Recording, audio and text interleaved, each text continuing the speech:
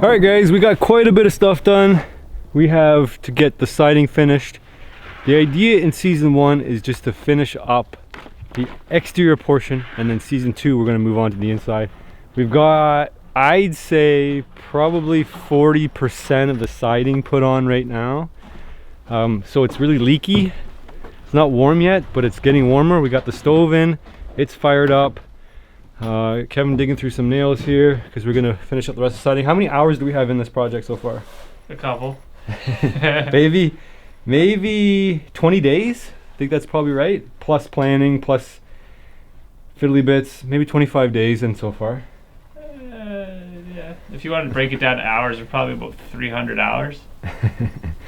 Yeah, it's been a project. So if you guys are planning on building your own cabin, it's gonna take some work. So we got the fire burning here. Like I say, it's still leaky, so we're gonna try to fill in these holes here so that it's actually a cabin. You can see right up to the top there's nothing. So we've Kevin milled some cedar from another property. We couldn't actually find cedar wide enough or big enough to justify ripping them down into siding, so he went to a neighboring farm not very far from here, picked up some pretty big cedars and milled them up. The problem is when the cedars, especially these white cedars, the larger they get, they tend to go hollow in the middle, and because we're trying to make wide wood, we need to have, there's a sweet spot between big enough and not big enough. That's very well explained. Well, no. Try again.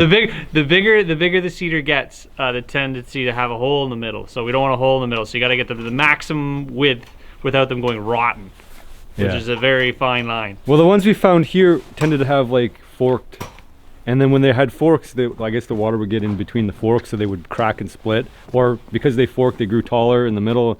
Whatever. They rotted in the middle. So once we cut them open, we'd have a thick board, but it would only be like 3 feet long, which is not very useful, especially for our long walls. Well, the ones we actually took down from the neighboring property appeared to be healthy, and then when you get cut into it, middle of it's rotten. Well, so there you go, the trick with cedar. So I guess thinner or wide, not as wide boards that you have available for cedar, but it's an excellent wood to use for siding because of its water repelling natural properties, the oils it has. So let's get going. Let's get building.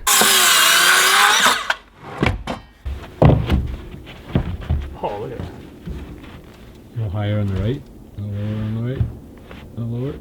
Look at it. Right there.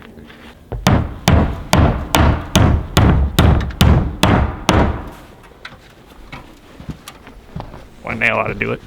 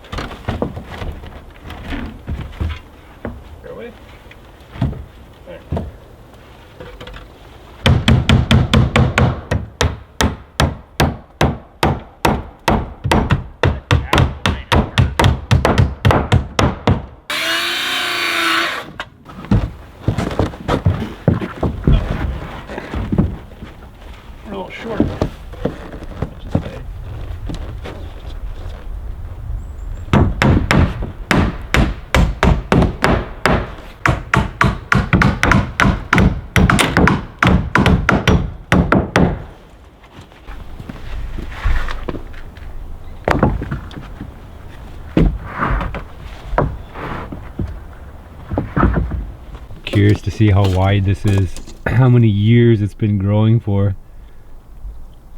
I'd say at least 5. You count all the lines there. It's probably 60 years old. At least, if not older. Older than that, so 60 to 60. Well, to 80. this tree was taken from a piece of land where it was too wet for them to actually plant crops, so they wouldn't have. I doubt it's original old growth, but it would have been sitting there for a long time. So you killed a 60-year-old tree? Well, see, the problem is that they get much larger than they start rotting and falling over. So, did we save it?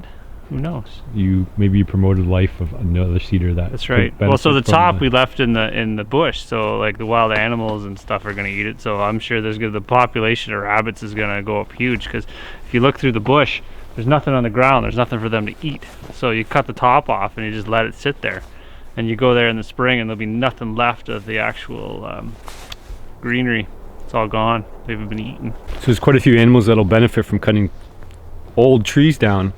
For starters, the young trees that are suffering because they can't get any sunlight. So you get rid of the top canopy, light penetrates down to the ground and new life renews.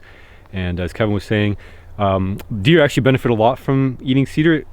Their diet almost switches exclusively to eating cedar tops in some places, especially where in areas that are very nutrient deficient. So, I mean, the wintertime, if you can cut down a cedar tree and just leave the top, a lot of animals will benefit. Like Kevin said, the rabbits and the deer especially. The inspector showed up. Yeah. We got busted by city ordinance. No, we're good. This is Grant. He's what do you call yourself? A framer? Contractor. He's a real carpenter. A real dude. So he's gonna give us a hand here. He's helped Kevin out on a few different projects. I don't know if you know, but Kevin's a professional renovator. I put that in air quotes. No, he is an interior renovator. So Grant does more of like the framing houses. You do any like straight from scratch framing houses? Oh yeah. Yeah. Yeah. So there you go. So he's more better at this than we are. Put it that way. No, Kevin does really nice work on interior stuff. So, but there's a whole set of trades that go into building a house, as you know. It's good to know a little bit of everything. We don't have to be really good at anything or everything, but obviously you have to put all the skill sets together when you build something like this. It's a lot of different things, and we've done all the little things, but to specialize in one thing is one thing, but to specialize in a bunch of things is almost impossible. So when we call in a buddy to come out and give us a hand and get us through these like last little nitty-gritty bits, we'll use it.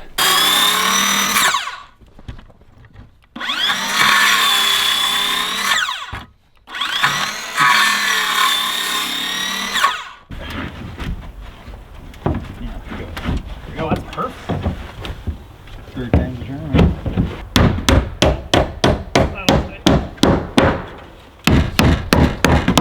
Be nicer if it stopped snowing on my face.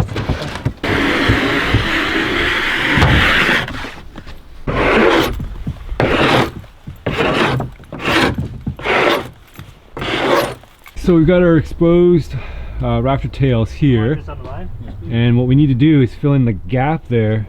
Obviously we can't have that gap, because if you look on the inside here, that'll be drafty. So Grant's squaring up live edge here. We're going to cut that off, and then we're going to jam it up all the way to the top there to fill in that space.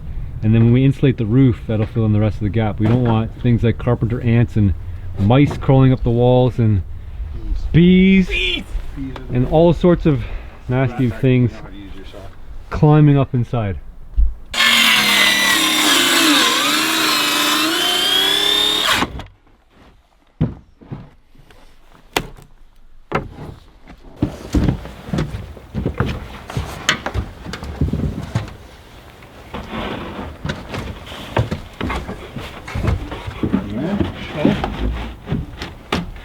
There you go.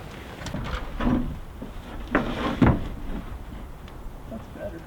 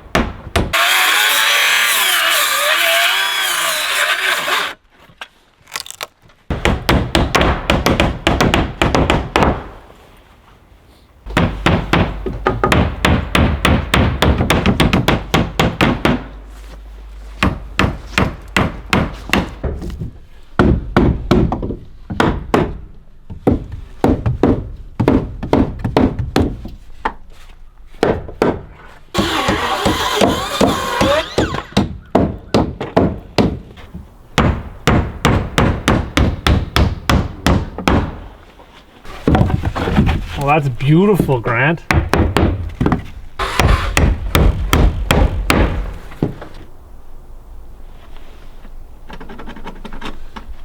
That to nothing. Yeah. Ready?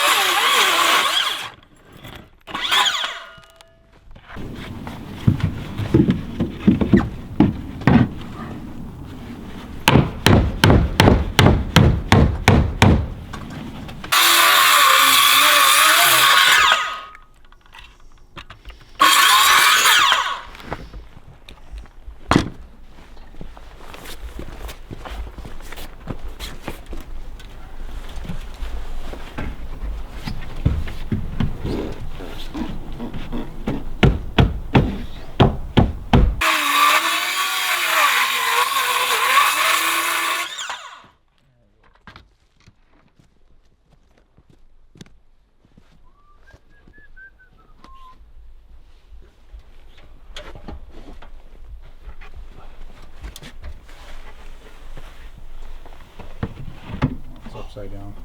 What? It's upside down. You should have to think about it too.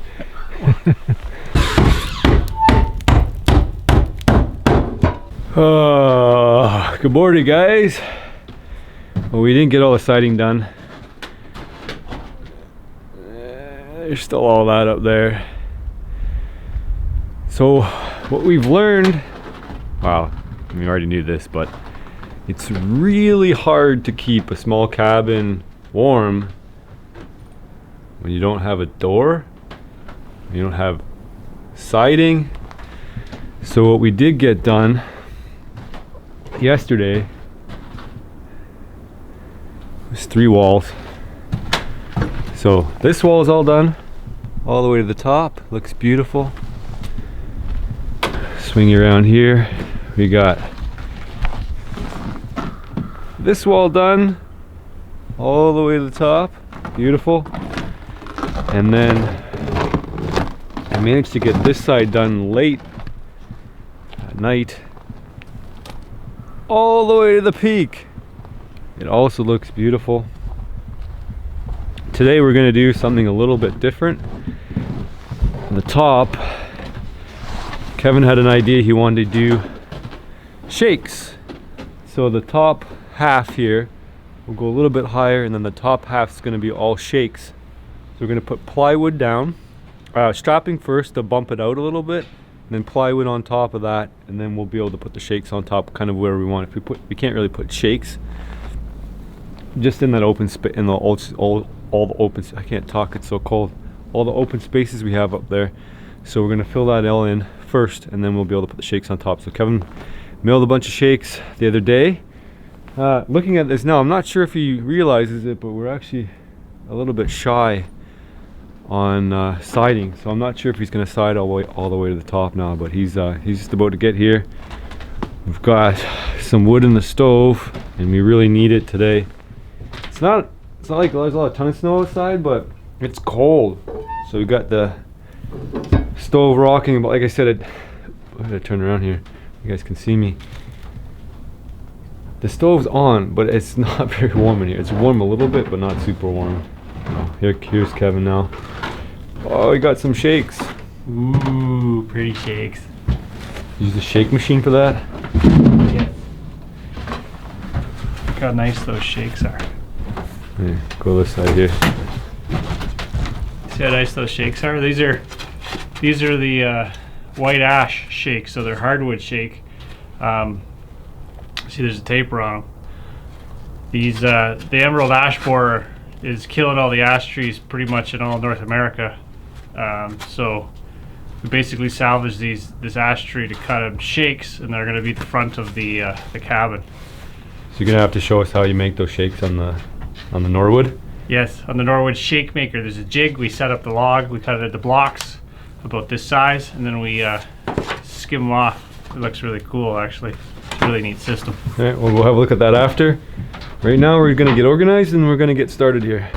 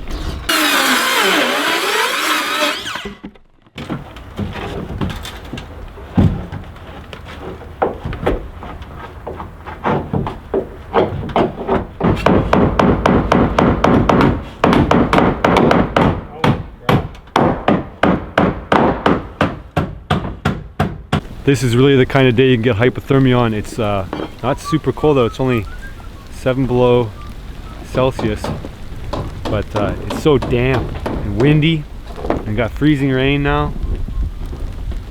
Not quite freezing rain, more like ice pellets, but it's cold.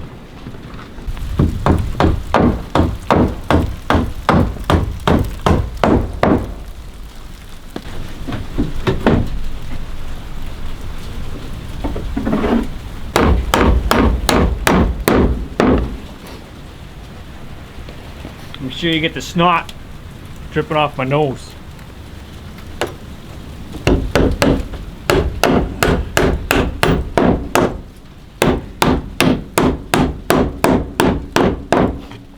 So we're doing a little architectural detail today. So we're adding the top shake where we're gonna go up. We're just building it out a little bit, so it gives it a little differentiation between the actual lap siding and the front of the building. Style. Now, as we've built in the cabin, it's starting to actually slightly warm up in here. We've noticed it kind of smells sweet in here, like maple syrup, like candy. Neither one of us have candy here. So it just must be all the sugars and the wood. That's all we can come up with. So as it's drying out, because we used a lot of wet wood, especially the cedar, it must be just like the cambium layer just burning up, and sweetness is coming out of the wood. It's actually pretty cool. So it smells like a sugar shack, slightly. Not quite like maple though.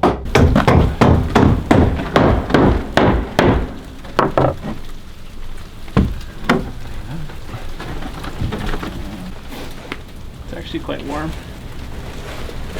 We're the only place in the cabin that's warm because it's leaking out the front here.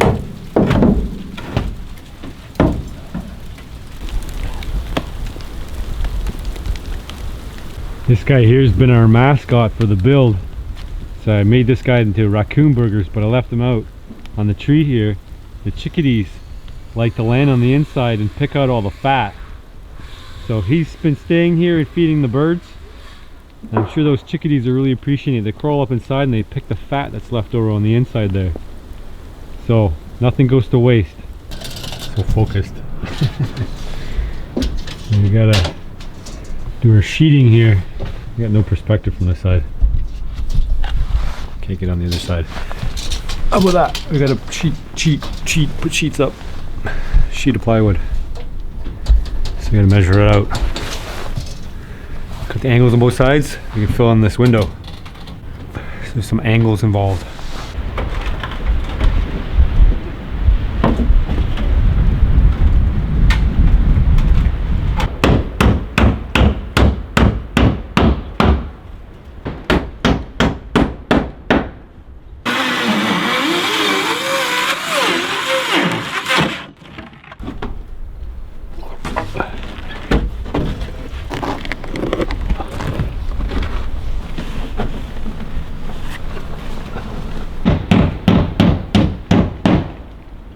So our upper window is actually, oh no, it's frozen in there. That's not good. Oh, this is very delicate.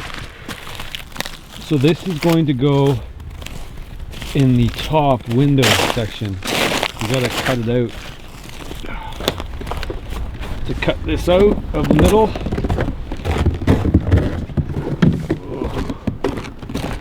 And bring it inside and warm it up a bit.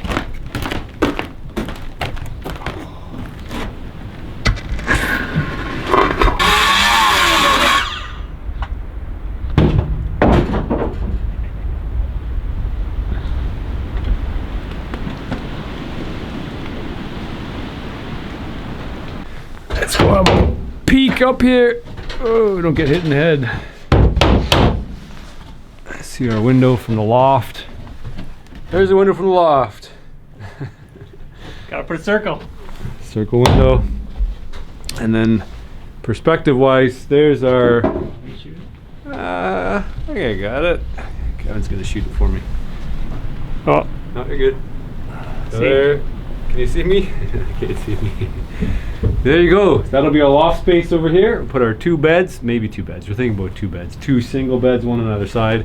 So that way you can maybe hang out with somebody you don't really know too well. have some divide in the middle, and then you'll have a nice view here. Is this window going to open? Yeah, it's gonna pivot up like an awning window. I'm thinking more like sharpshooter window. Like an awning. Sharpshooter window.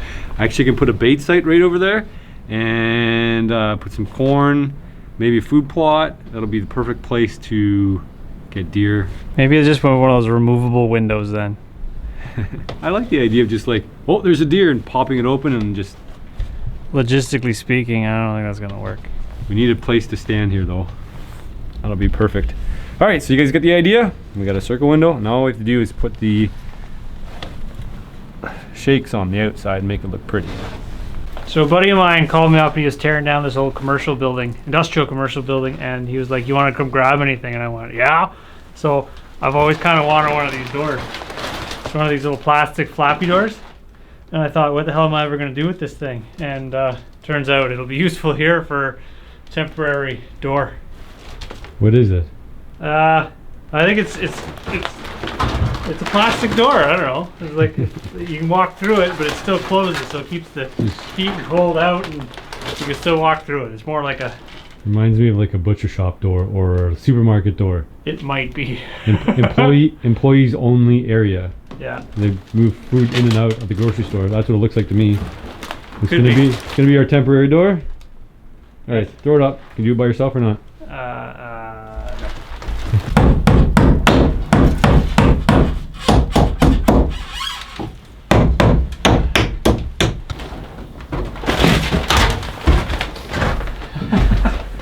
It's not really a door.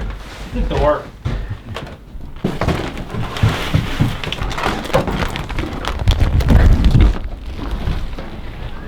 I don't think I've ever walked through a door like this. It just feels weird. Ready? You guys get to go through a door like this.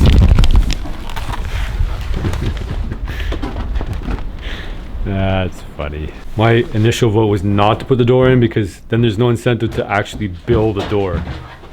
Just like if it was nice outside, there wouldn't be much incentive to build a cabin. Here we are. We got a temporary door. It won't hold us back. It's nice and warm in here. It's warmer.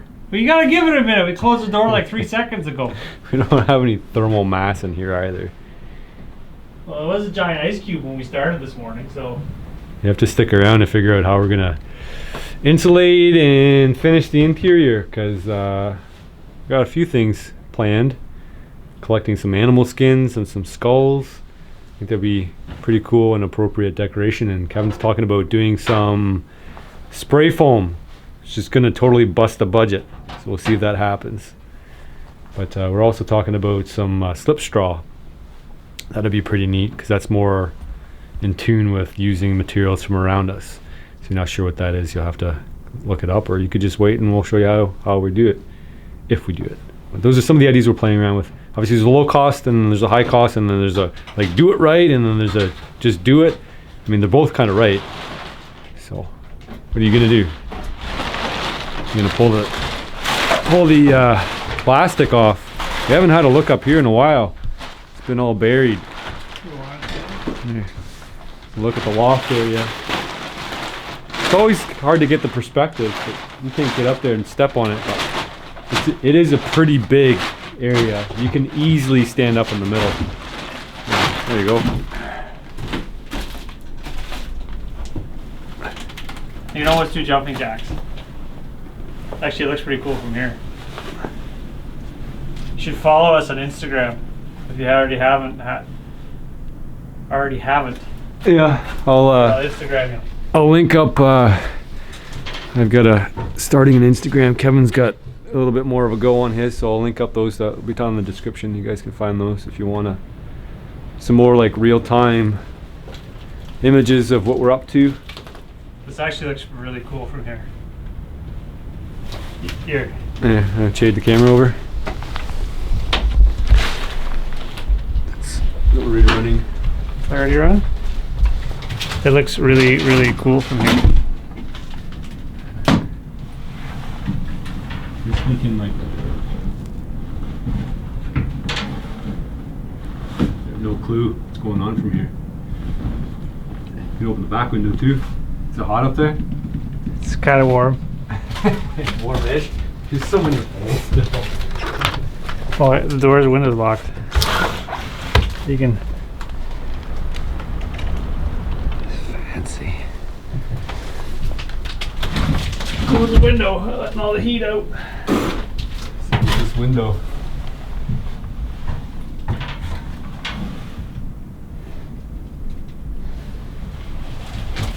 Put a little balcony up here, a little perch. So what I'm thinking is, from where Kevin is, there's obviously this gap between here. If we put a bridge across, so where I am now, you could climb up and then you could look out here, and then you could even put like a little bit of a little perch area here, so you could actually sit out in that space and overlook everything. That would be pretty neat. And as always, like pond, food plot, and if that doesn't work, bait station, and that'll draw lots of animals in. Better look at the window here. Ugh. Not opening anymore. So if anything creeps up behind here, you got a nice view over the other side here. Plus, having that window here means that if it gets really hot in the summer, we open this side, open that side, and you get a nice ventilation system, so you won't bake up here. And in the winter too, if we finally get it warm in here, then we can open the window if you like start baking in the middle of the night because it's too hot with the wood stove. Because we are in the upper reaches of the cabin, so obviously heat's all gonna stay up here and pool versus down. It's gonna be a little bit cooler at the bottom. Back to work, man. Winter's coming. Winter's here.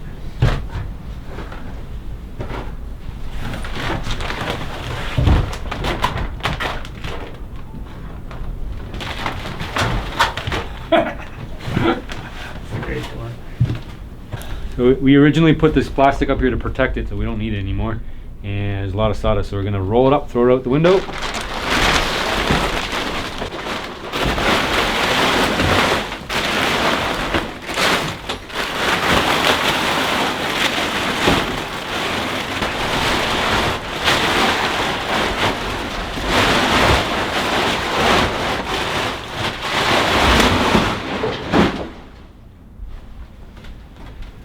Wish I had some gloves for that. My hands are freezing now.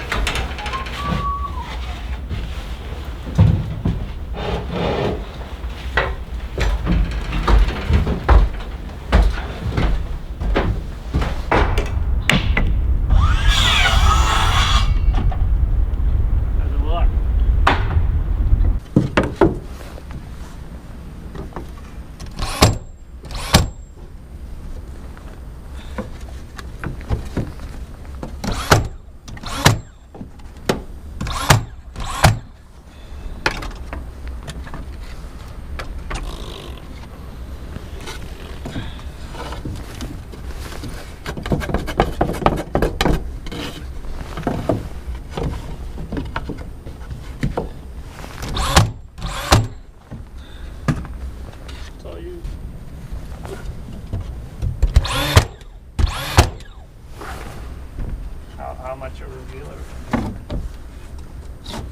I think more is more is probably look nicer. More of a reveal? Like this? No, like it's shorter, like more gingerbready. I think like that. Touching. Is it touching or is this thick? It's thick. Is it blinking still? Yeah. That means we're live. It's with the cord. It's a mic. Oh. You're mic'd. See? They can hear everything I say. You look like a Christmas tree. They can't see that. They just see you looking like a fool. I'm looking at my brother looking like a Christmas tree. Alright, cut. You gonna cut this or me? It's a cordless Makita. Pretty fancy. There's no power at the off-grid cabin. Yet. In the woods. Good.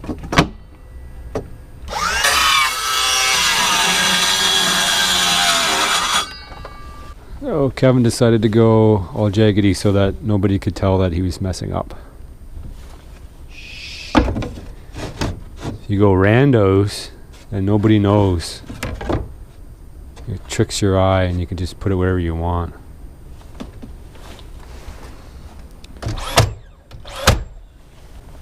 So none of them are going to match up. And ideally, if you do it right, then none of them really match up. Ever.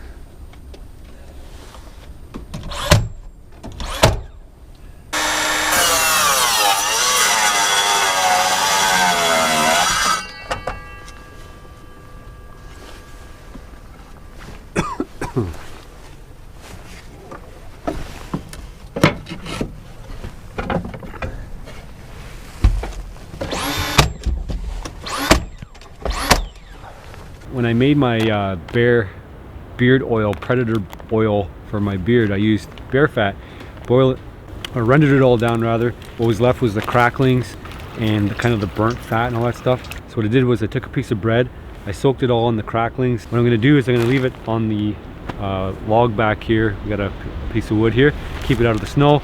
I'll put it down here and those chickadees will get to eat it. So I get a good mixture of the fat from the raccoon and some bear fat and bread. So this goes more of another tie-in to how nothing ever gets wasted. So if you ever like shot a deer, for example, it ran off into the woods and it disappeared and you never saw it ever again, would that deer actually go to waste? It's kind of an interesting question, right? I mean, does it go to waste or does it go back to other animals and cycle back? So to talk about waste is more of a human term, and this kind of illustrates things because, you know, if you just threw it out, is it wasted? Technically not. I mean, nature doesn't really work that way. It doesn't have value. So humans place value on certain things. So you're wasting food, it's because humans would want to ordinarily consume it, but it cycles back. Life cycles, nutrient cycle. So let's cycle this back into the environment. We'll give it to the birds so they can make use of it, especially in the wintertime when it's hard to get food otherwise.